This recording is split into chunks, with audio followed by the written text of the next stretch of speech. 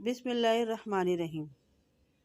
السلام علیکم dear students, میں آپ کے لیے تشریح پیش کرتی ہوں میر تقی میر کی غزل کی۔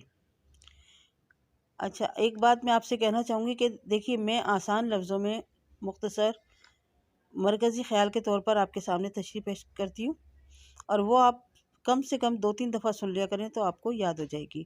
اور دوسرا مشورہ یہ ہے کہ دیکھیں، میں اس لیے مرکزی خیال پیش کرتی ہوں تاکہ آپ اس کو آسانی سے سنیں، جلدی سے اپنے ذہن میں بٹھائیں، اور آپ کو امتحانوں میں کوئی پریشانی نہ ہو۔ لیکن جب ہم تشریح کرنے بیٹھتے ہیں تو یہ اللہ تعالیٰ کی دین ہے کہ ہمارے ذہن میں کچھ اچھے اور الفاظ آتے چلے جاتے ہیں، تو آپ ان کو اپنے حساب سے لکھ سکتی ہیں اس مرکزی خیال کو مد نظر رکھتے ہوئے۔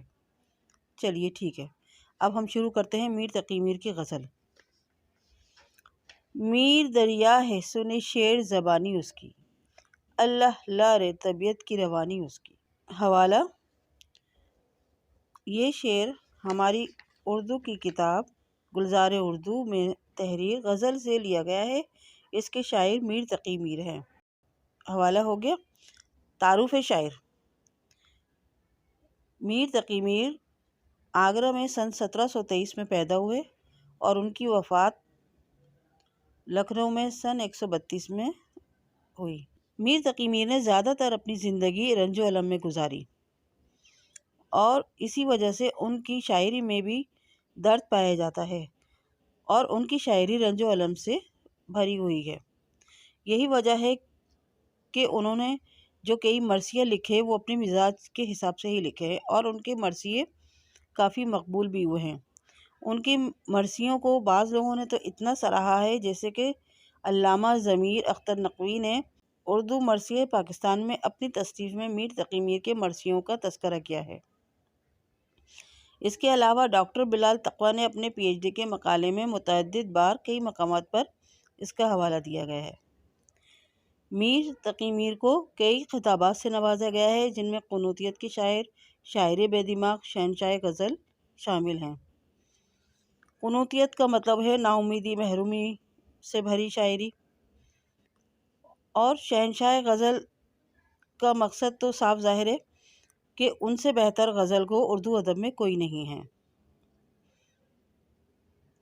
اردو دیوان ایک فارسی دیوان ہے جو ان کا بہت مشہور دیوان ہے، اور جس میں مرثیے بھی ہیں، اور انہوں نے کئی مثنویاں بھی لکھی ہیں۔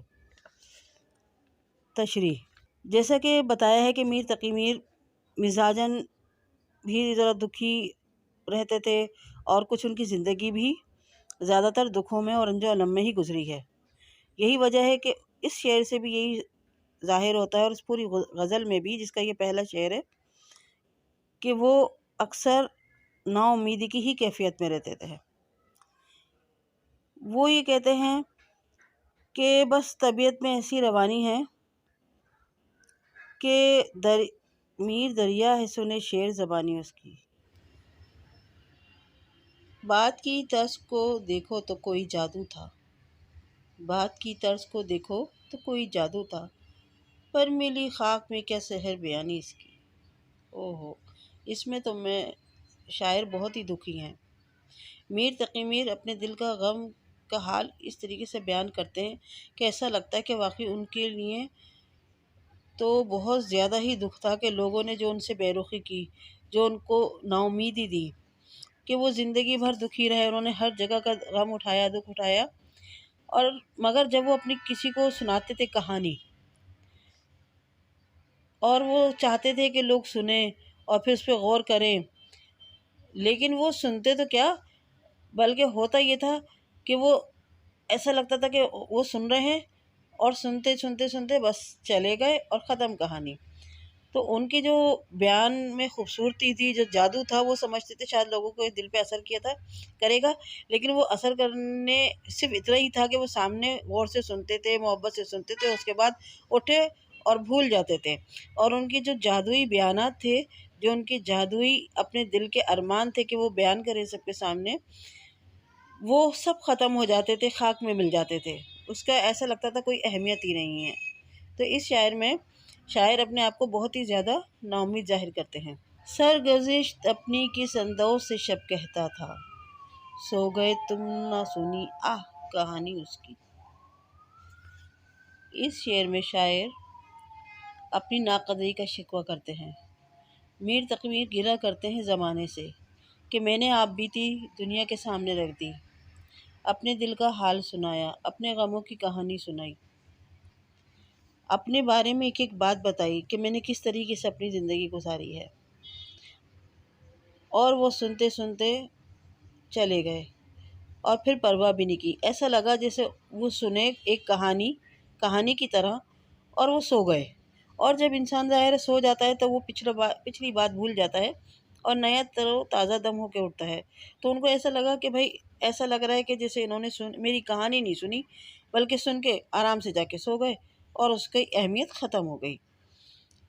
اور انہوں نے اپنا حال ایسا جانا کہ جیسے کسی کو میری پرواہ ہی نہیں ہے۔ مرثیے دل کے کئی کر کے دیے لوگوں کو، شہر دلی میں ہے سب پاس نشانی اس کی۔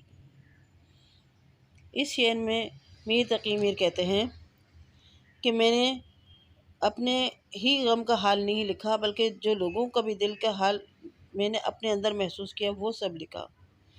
اور میرے اندر خود میں غم کو محسوس کرنے کی صلاحیت بہت زیادہ ہے، تو میں دوسرے لوگوں کو بھی غم محسوس کرتا ہوں، وہ بھی مجھے ایسا لگتا ہے جیسے میرا ہی غم ہے۔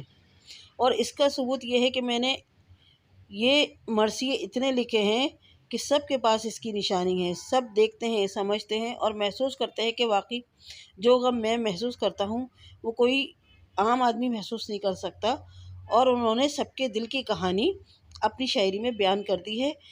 اور وہ دلی شہر میں رہتے تھے اور دلی شہر میں ان کی شاعری زیادہ مقبول ہوئی تھی اور زیادہ عروج پر تھی، اس لیے وہ یہاں پر دلی شہر کا ذکر کرتے ہیں کہ سب کے پاس نشانی ہے اس کی، کہ سب میرے مرثیے سے روشناس ہیں۔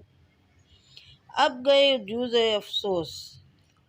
جزے افسوس نہیں کچھ حاصل، حیف صد حیف کہ کچھ قدر نہ جانی اس کی۔ اس شعر میں شاعر اپنی ناامیدی، اپنی قنوطیت اور اپنی دل کا رنج و الم جو ہے کچھ زیادہ ہی بیان کرتے ہیں۔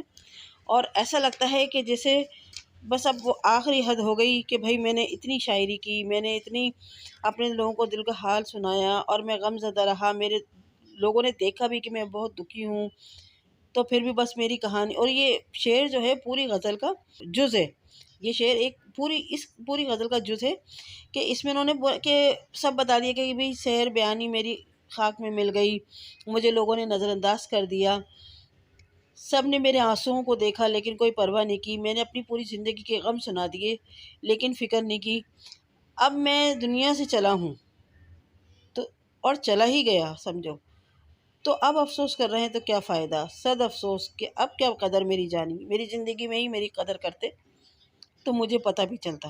اور ان کو اپنی اس زندگی سے بہت شکوہ تھا کہ لوگوں نے زندگی میں ان کی قدر نہیں کی۔ میر تقی میر واقعی بہت دکھی انسان تھے۔